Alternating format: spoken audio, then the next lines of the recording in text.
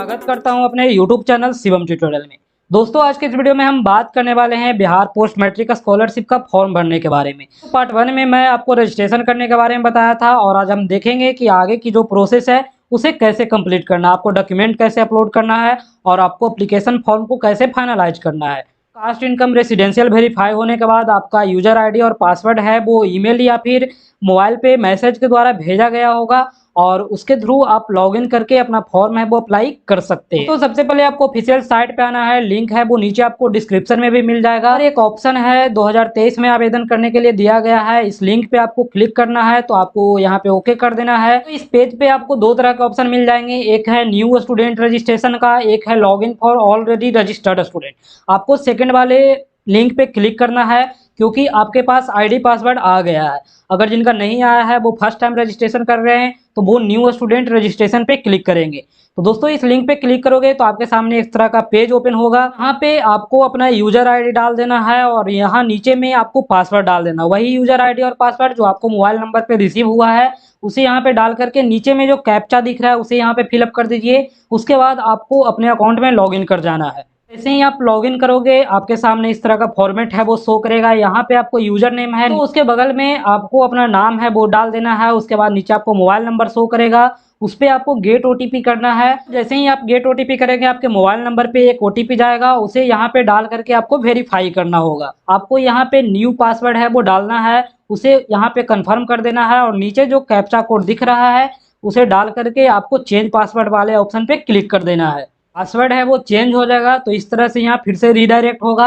अब यहाँ पे आपको यूजर आईडी सेम रखना है और पासवर्ड जो आपने चेंज किया है उसे यहाँ पे डाल देना है। उसके बाद फिर से आपको कैप्चा डाल करके आपको अपने अकाउंट में लॉगिन कर जाना है। तो जब आप लॉगिन करोगे अपने अकाउंट में तो आपको इस तरह का पेज है वो यहाँ पे शो करेगा। तो यहाँ पे कास्ट इनकम रेसिडेंशियल और बैंक अकाउंट का वेरिफिकेशन है वो देख सकते हैं। उसके बाद में जब आपका स्कॉलरशिप अप्लाई हो जाएगा तो उसका यहाँ पे स्टेटस है वो शो करेगा। सबसे पहले आपको एक फोटोग्राफ्स है वो अपलोड कर देना है, आपका पासपोर्ट साइज फोटो है वो एक होना चाहिए। आप अपलोड वाले ऑप्शन पे क्लिक करेंगे तो आपका जो फाइल चूज करने का ऑप्शन है वो इनेबल हो जाएगा। वो बता दें कि जो डायमेंशन दिया गया है वो 200x230 का है, तो आप इसको देख लेना और जो भी पिक्सल है उसे सही करके ही आप अपलोड करोगे। इसका साइज है वो 50 KB से कम ही होना चाहिए, इससे ज़्यादा नहीं होना चाहिए। फोटो है वो सिलेक्ट हो जाए तो आपको यहाँ पे अपडेट कर देना है। फोटो अपडेट हो जाएगा तो यहाँ लिख देगा photo has been updated successfully. उसके बाद आपको यहाँ से गो टू होम जाना है। यहाँ पे अपडेट पर्सनल डिटेल का एक ऑप्शन है, इस ऑप्शन पे आप क्लिक करोगे तो आपका जो भी डिटेल्स है वो सारा शो करने लगेगा। पर्सनल डिटेल में आपका बहुत सारा डिटेल है वो पहले फिलअप किए थे उससे फिलअप रहेगा। यहाँ पे कास्ट है, जो भी आपका कास्ट है उसके अकॉर्डिंग आप अपना सिलेक्ट कर लेना। उसके बाद में सब कास्ट है ये भरना जरूरी नहीं है, उसे आप खाली छोड़ दीजिए। यहाँ पे अगर किसी का होगा तो वो फिलअप कर सकते हैं। उसके बाद में यहाँ पे दिव्यांग के बारे में पूछ रहा है तो अगर आप नहीं है तो नो सिलेक्ट कर देंगे। फादर ऑक्यूपेशन है तो फादर ऑक्यूपेशन में आप सेलेक्ट कर लेना, अगर किसी का गवर्नमेंट जॉब है या फिर बिजनेस है, फार्मर है, वो अपने अकॉर्डिंग अपना सेलेक्ट कर लेना। उसके बाद यहाँ पे आपको अपना रिलीजन है वो सिलेक्ट कर लेना है। पर्सनल डिटेल फिलअप हो जाए तो नीचे में एड्रेस और कम्युनिकेशन डिटेल है, इसमें आपको ऊपर में मोबाइल नंबर फिलअप रहेगा। उसके बाद कोई अल्टरनेट मोबाइल नंबर है तो वो दे सकते हैं, ईमेल आईडी है वो दिया रहेगा। उसके बाद आपका जो स्टेट है वो यहाँ पे फिलअप रहेगा।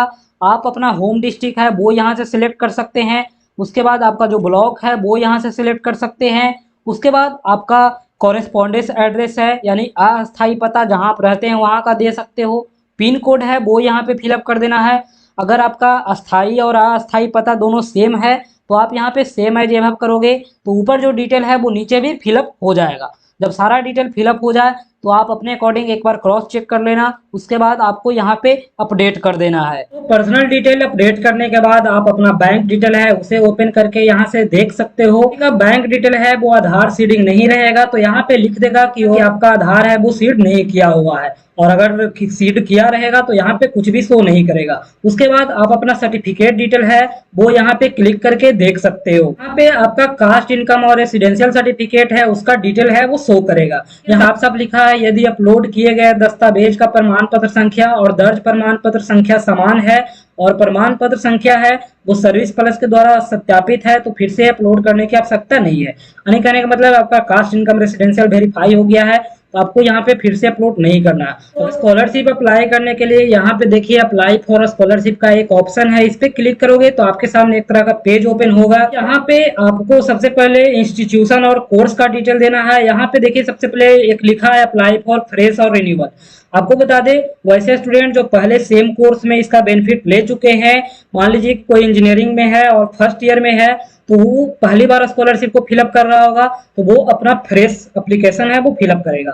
तो उसी तरह से अगर कोई फर्स्ट ईयर में एप्लीकेशन फॉर्म फिलअप किए थे और वो आगे सेकेंड ईयर, थर्ड ईयर या फोर्थ ईयर के लिए अप्लाई कर रहा है तो वो अपना स्कॉलरशिप का फॉर्म है वो रिन्यूअल सिलेक्ट करके फिलअप करेगा। तो आपको बता दें जो फर्स्ट ईयर के होंगे वो फ्रेश भरेंगे, इसके अलावा जो होंगे वो रिन्यूअल फिलअप करेंगे। इसके बाद नीचे में आपको यहाँ पे एकेडमिक ईयर है वो सिलेक्ट कर लेना है, तो बस यहाँ पे स्टेटस है उसे एक्टिव ही रखना है। नीचे में आपको इंस्टीट्यूट का स्टेट है वो सिलेक्ट कर लेना है। इंस्टीट्यूट का डिस्ट्रिक्ट है वो आपका कॉलेज है वो कौन सा डिस्ट्रिक्ट में है उसे आपको यहाँ पे सिलेक्ट कर लेना है। बाद यहाँ पे ब्लॉक है वो सिलेक्ट कर लेना, आपका कॉलेज कौन सा ब्लॉक में है उसे आपको यहाँ पे सिलेक्ट कर लेना है। नीचे में आपका कॉलेज का नाम है वो आपको यहाँ पे सिलेक्ट कर करके फिलअप कर देना है। दोस्तों जो भी कॉलेज आपका होगा वो आप यहाँ से सिलेक्ट कर लीजिए। ऐसे ही आप कॉलेज का डिस्ट्रिक्ट है, कॉलेज का ब्लॉक है वो नाम यहाँ पे डालेंगे। उसके बाद उस डिस्ट्रिक्ट में उस ब्लॉक में जो भी कॉलेज होगा वो सारा यहाँ पे शो करने लगेगा।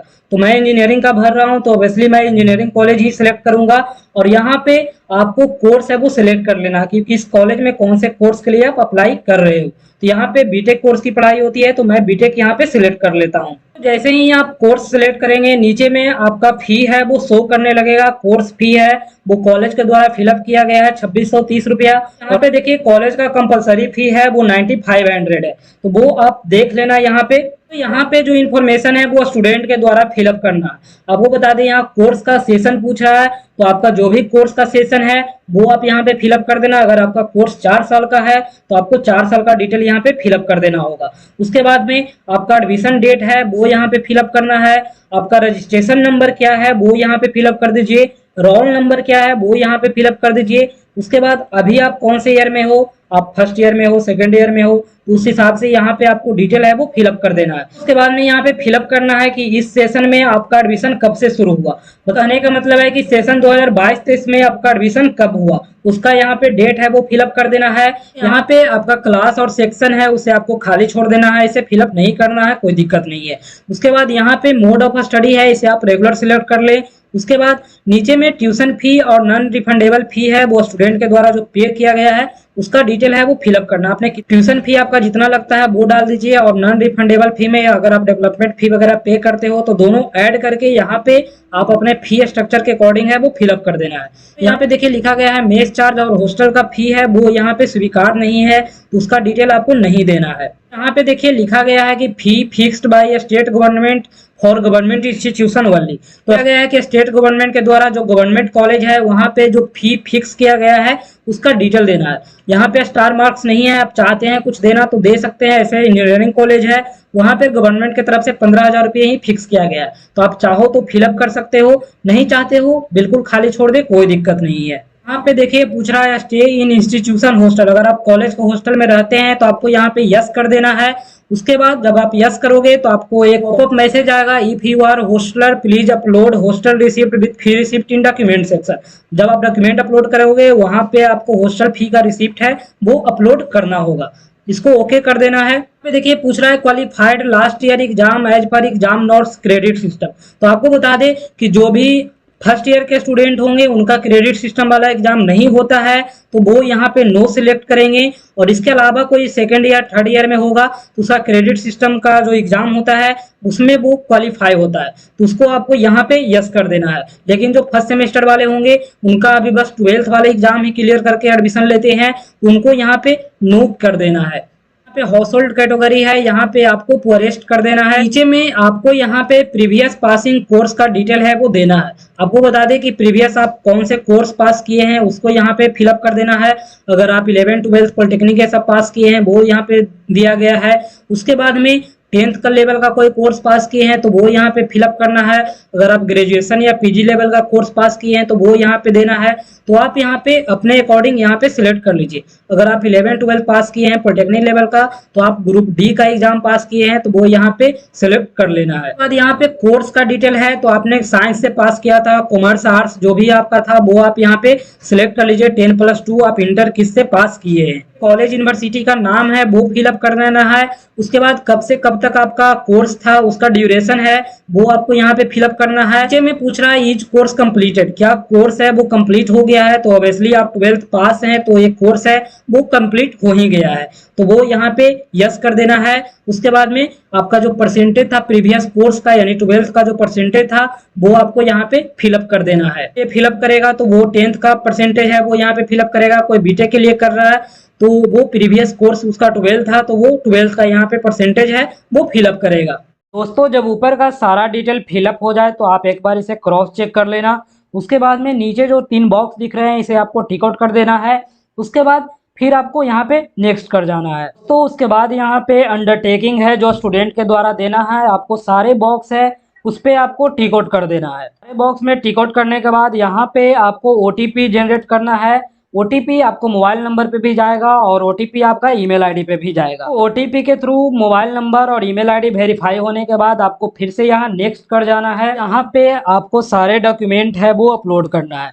यहाँ पे सबसे ऊपर में 10th का मार्कशीट है वो आपको अपलोड करना है। यहाँ पे आपको सर्टिफिकेट नंबर है, मार्कशीट पे आपको सर्टिफिकेट नंबर रहता है वो आपको यहाँ पे डाल देना है। उसके बाद आपका जो सर्टिफिकेट इश्यू डेट है वो नीचे में मेंशन रहता है, उसे आपको यहाँ पे सिलेक्ट कर लेना है। उसके बाद में आपका लास्ट एग्जाम पासिंग मार्कशीट है। दोस्तों अगर कोई बीटेक फर्स्ट ईयर में होगा या फिर कोई भी 12th पास स्टूडेंट फर्स्ट ईयर में होगा अभी और अप्लाई कर रहा होगा तो वो बस यहाँ पे 12th का मार्कशीट ही अपलोड करेगा। उसके अलावा अगर कोई सेकेंड ईयर या थर्ड ईयर का होगा तो उसे फर्स्ट ईयर का रिजल्ट देना होगा, या फिर कोई थर्ड ईयर में पढ़ रहा होगा तो उसे सेकेंड ईयर का रिजल्ट है वो यहाँ पे अपलोड करना होगा।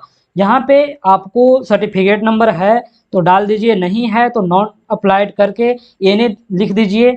उसके बाद में यहाँ पे आपको डेट है वो दे देना है, रिजल्ट जिस दिन आया था उसका डेट यहाँ पे फिलअप कर दीजिए, या फिर मार्कशीट में अगर कोई डेट दिया हुआ है तो वो यहाँ पे फिलअप कर दीजिए।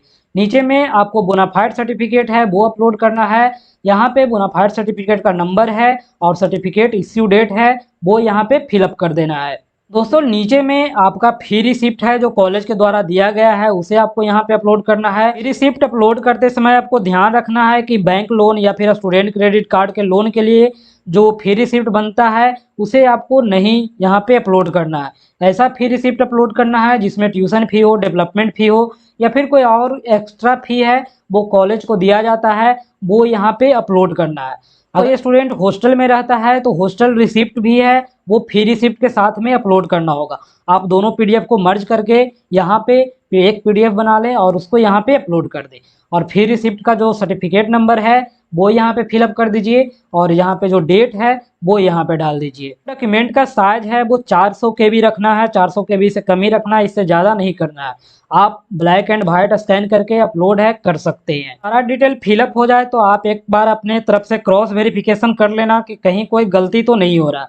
जब सारा कुछ सही रहे तो आप इसे फाइनल सबमिट कर सकते हैं। जब आपका एप्लीकेशन फॉर्म है वो फाइनल सबमिट होगा तो इस तरह का एक पॉपअप मैसेज है वो यहाँ पे शो कर देगा, इसे आपको ओके कर देना है। दोस्तों एप्लीकेशन फॉर्म फाइनल सबमिट करने के बाद आपको यहाँ सेकंड नंबर पे एक ऑप्शन दिख रहा है scholarship application status and action का, इस पे आपको क्लिक करना है। दोस्तों यहाँ पे आपका कॉलेज का जो इन्फॉर्मेशन है वो यहाँ शो करेगा, यहाँ पे आपका एप्लीकेशन फॉर्म का ID है वो शो करेगा और इधर में आपका स्टेटस है वो शो करेगा। यहाँ पे देखिए इंस्टीट्यूट वेरिफिकेशन है वो पेंडिंग है क्योंकि अभी अभी फॉर्म अप्लाई हुआ। यहाँ पे प्रिंट करने के लिए एप्लीकेशन स्टेटस एंड प्रिंट वाले ऑप्शन पे जाओगे तो आपका एप्लीकेशन फॉर्म है वो प्रिंट हो जाएगा। यहाँ पे आपका एप्लीकेशन फॉर्म का सारा डिटेल है वो शो करेगा, यहाँ पे आपका स्टेटस भी दिखाएगा। यहाँ से आपको डाउनलोड डॉक्यूमेंट करना है, यहाँ से आपको प्रिंट करना है। प्रिंट करोगे तो आपका ये पेज है वो प्रिंट हो जाएगा। दोस्तों साइट पे लिखा है student need not to submit hard copy of application to institution, लेकिन कॉलेज वाले इस बात को नहीं मानते हैं, उनको हार्ड कॉपी चाहिए होता है तो ही वो फॉर्म को वेरीफाई करते हैं। तो अगर आपके कॉलेज में मांगा जाए तो आप सारे डॉक्यूमेंट के साथ एप्लीकेशन फॉर्म का प्रिंट है उसे अपने कॉलेज में जमा कर देना, तो ही आपका फॉर्म है वो आगे वेरीफाई हो पाएगा। वीडियो पसंद आए तो लाइक करें, अपने दोस्तों में शेयर करें, और किसी तरह का कोई डाउट रह गया हो तो आप ज़रूर कमेंट करें। Thank you.